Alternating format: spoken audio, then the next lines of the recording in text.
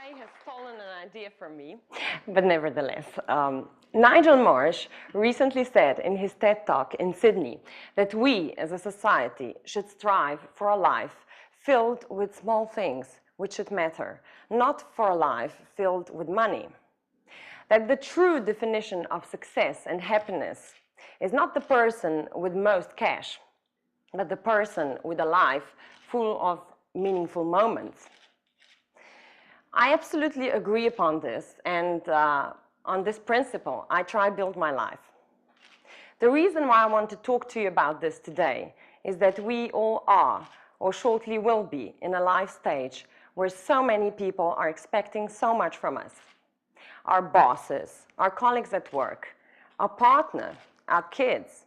Yes, reproduction accelerates during MBA studies at CBS, that's been proven.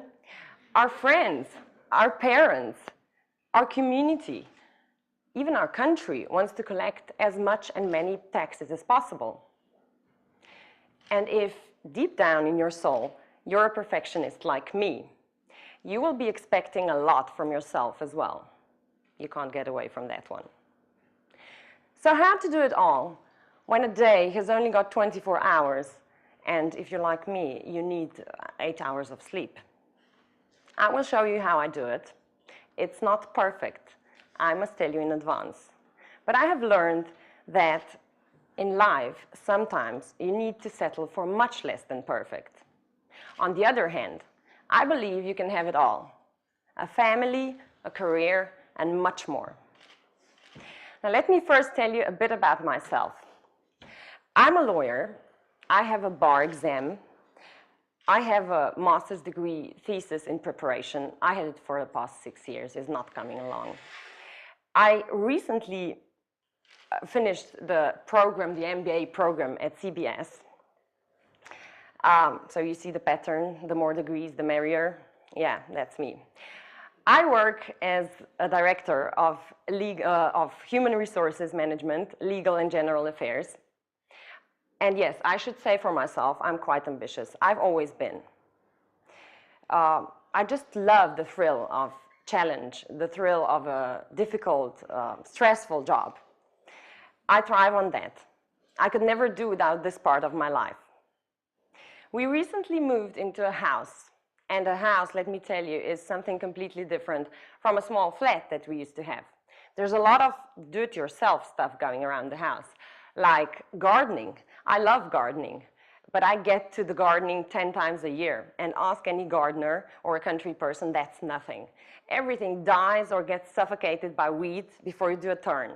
And that's how our garden looks like many times. My mother, she needs a phone call from me at least every day. You know how they get upset. Why don't you phone me? You never phone. You always phone when you need me. Yeah. And my dad, who recently told me that he's going to sue me for neglecting him.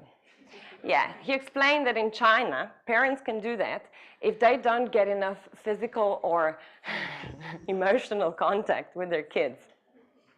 Me and my dad, we used to go for lunch every week, but now with this new position, I hardly see him, maybe once a month. Now, these are my 3 small kids, devil's angels. Very energetic, very loud, very stubborn, and very creative in getting their own way. That's me and my husband, by the way, he's the 4th child sometimes. We just want to get away sometimes, you know, just for a while. Yes, and one of the most important persons in this story, my husband, my fellow sufferer in this life that we created. We are very supportive of each other, because that's what you need to be if you want to flourish in our situation. Nigel Marsh talked a lot about sex in his speech. I guess that's because sex is important, at least in some stages of life. Now, I'm not going to talk about sex much, because this is really the most challenging phase of our life in this respect, and I don't want to scare anybody off. I have a few friends also, which I don't see very often, but I do see them, and that's the most important thing. So to draw the line, am I happy? Definitely. How do I do it? I have some small ground rules. And the most important is get organized. You know the word efficiency, doing the right thing at the right time with the appropriate amount of effort. That's what you have to do most of the time. Time management, yes. Sometimes I need to plan every hour of my daily schedule, sometimes every minute. But I do allow for things to go their own way. I have alternatives. I think that's the point in planning. I'm not a planning freak. I just, get prepared for the situations when things don't turn out the way I want them to. That's a hard one. I try to have efficient meetings, prepare the agenda, hand out the materials, prepare the colleagues, and when we go into a meeting, we just discuss and make decisions. That's a tough one. And I only try to have 2 longer meetings per week. By longer, meaning more than 1.5 hours. Yes. I try to keep a clean office, archive things weekly if possible, so I find stuff when I need it. And I do a lot of work in my car. Most of the phone calls, I do a lot of thinking, and I do homeworks with my son. I delegate stuff, and I take time to teach people stuff that I delegate to them. It's very important. So if I go to the private side now, we have a cleaning lady to do the cleaning of the house once a week. We have a nanny to collect children, help with the logistics. We use grannies as much as we can to help with the logistics and when the children are sick. We bought a zero-zone refrigerator. It saves us a lot of visits to the food store. We are thinking of throwing the couch out of the sitting room and make it into a standing room. Yeah, I'm sure you all know what a couch does to you in the evening. Now about the sex thing. We simply have sex whenever we can because the opportunities are rare. And we believe that the opportunities are going to get less rare if the couch is gone. With the friends, we just invite them over or go to them whenever it's possible. We're very spontaneous about that, We don't make appointments 2 weeks before the way we're used in this country.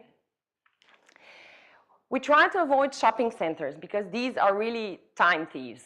If we really run out of all the necessities and everything at home, then we go there. I also ask my mother to buy stuff that you have to drive to special stores to get them for us.